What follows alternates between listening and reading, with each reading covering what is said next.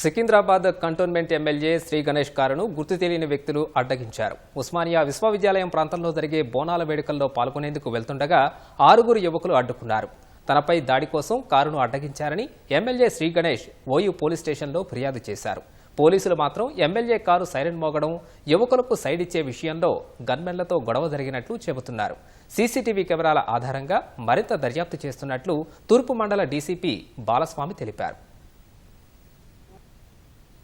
ఆయన ఒక 3 వెహికల్స్ లో సికింద్రాబాద్ నుంచి మాణికేశ్వర నగర్ లో ఒక బోనాల్ ఫెస్టివల్ కి అటెండ్ కావడానికి వస్తుంటే ఆర్టీసీ హాస్పిటల్ దాటిన తర్వాత ఒక 6 బైక్ల మీద ఉన్నటువంటి వ్యక్తులు సైడ్ ఇవ్వకపోవడంతో ఈయన హారన్ కొట్టడము, తర్వాత వాళ్ళు సడన్ గా వెహికల్స్ ఆపి ఎవరు మీరు వెహికల్స్ అని వాళ్ళని కొంచెం దురుసుగా ప్రవర్తించారనేది కంప్లైంట్.